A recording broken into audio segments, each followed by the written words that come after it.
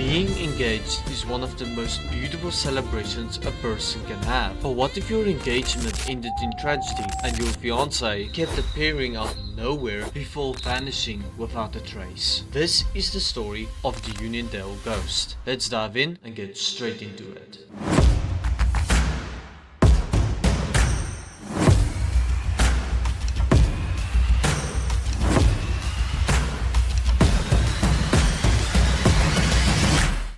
It all started back when I was in middle school and came across a specific book that featured the Uniondale ghost. I thought it was interesting, so many years later I did some research and found out the story of the Uniondale ghost. And trust me when I say this is a very tragic love story. Watch it till the end, this is about to get very interesting. On April 12, 1968, a young woman named Maria Roo was slowly drifting off to sleep in a white Volkswagen Beetle. The car belonged to her partner Giel Oberholzer, who was an army corporal at the time. They had just gotten engaged and they were going to Riversdale to meet Maria's parents to tell them the exciting news. Unfortunately, the wind blowing outside got louder and suddenly the car screeched, there was a crash and then everything went black. A passing motorist arrived at the scene and managed to pull Giel out of the overturned Beetle. He was still alive and breathing, but badly injured. Unfortunately for Ria, she was not so lucky. She was flung out of the car and died on impact. She wasn't discovered until later when another motorist arrived at the scene. He described her facial expression as, and I quote, happy like an angel's. She was given a burial and her gravestone is still there to this day. The family took her passing very hard, but Giel probably took it the hardest out of all of them. It was very devastating, like his fiancée just died and there was nothing he could do to bring her back. But little did they know that Ria supposedly was still trying to find her way back home, even beyond the grave. But enough of the documentary. Let's get out there and touch some grass. Before I continue, let me share an announcement. No! God, please, no! Long ago, I messaged Groovy Gavin on Instagram and he actually responded saying I should hit 500k on YouTube. So what are you guys waiting for? Let's reach the goal by hitting that subscribe button. Anyway, back to the video. Alright guys, this is the moment we've been waiting for. Uniondale is very close in that direction, in the N9.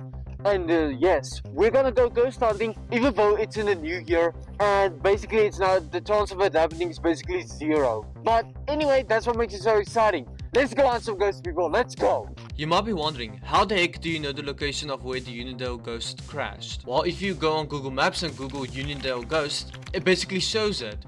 I'm not even kidding, it actually shows it. So we went to the location, it was getting dark outside, the moon was actually very creepy, it was a very creepy vibe. And then I turned on the camera and started recording. Alright, here we are, at the location where the Uniondale ghost was always seen. Okay, so the story continues by saying that the Mr. Legrandsie was basically going from that area to Oudtshoorn to I don't know what he would want to do, but I just knew he went there. But then he saw like a girl like appearing in a white dress, a lady in white, and she was standing there watching him. When she was watching him, he basically stopped and then allowed to come in. We asked the location, she said Porterstead, the Lama. And so he said, okay, let me drive you there. So they drove for like a while, but then when he turned around and tried to talk to her, she was gone, just disappeared. He was so panicked, he went to a guy named Snowy Potgieter. He was a policeman, and he asked him to basically follow him all the way to Uniondale. And so the constable, even though he was skeptical, he agreed to it. But when he drove after that guy, Mr. Legrandsie, then he saw the back seat. He saw the door open and then close, as if someone climbed out. And then also they described something that sounded like a mix of laughter and crying at the same time. They both panicked.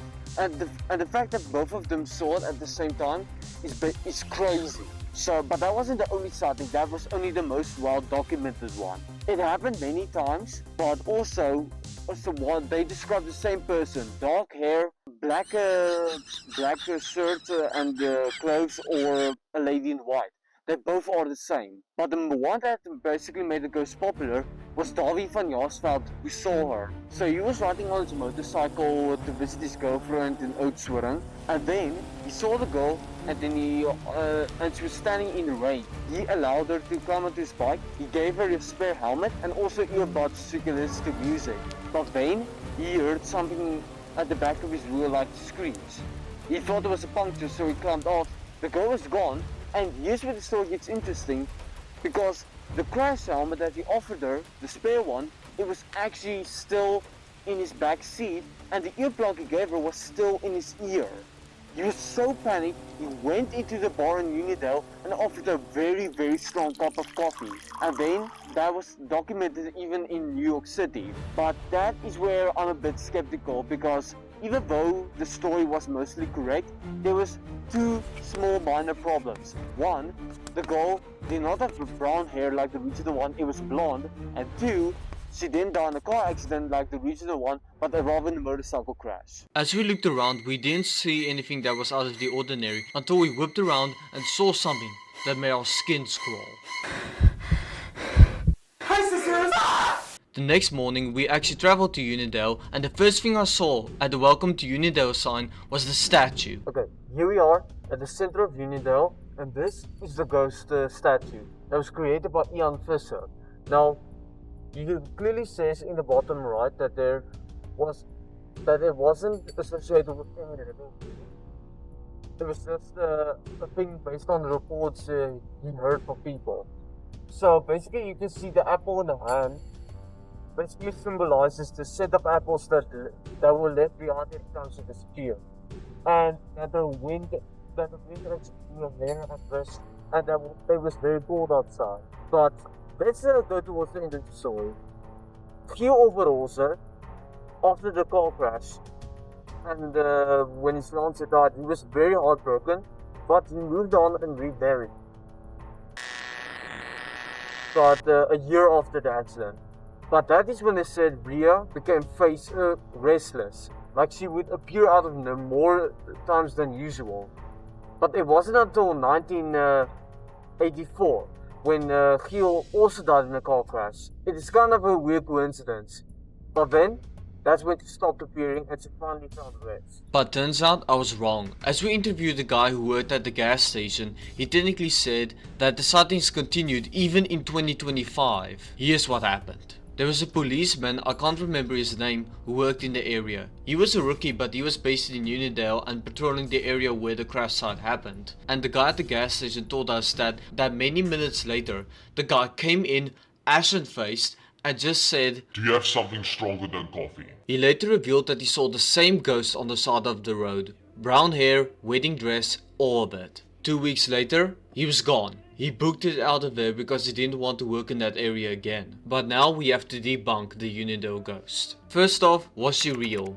While Rhea did exist, her gravestone is there to this day and you can still visit it. The family of Rhea doesn't believe in the ghost, and they said it was very unlike her to hitchhike. And not only that, but it's like an old wound is ripped open over and over again, because everything in Unidale is about Rhea, and they just want people to leave her alone, which I think is very, very sad and also very frustrating. Because imagine this, a family member close to you dies and suddenly there's this big stupid story about a ghost and people being scared, and you just want people to Let it go. The marketing is all over the place. From this cap I got from Unidale, to the Hungry Ghost, to cocktails being made in her name, to movies being made and songs being written, to the statue of Unidale, and even the menus. When I was driving to the crash site, there were a lot of shapes coming past my window, and I keep picturing the Unidale ghost, which basically created these little hallucinations. And to be honest, I think the people who claim that ghost sightings are hallucinations,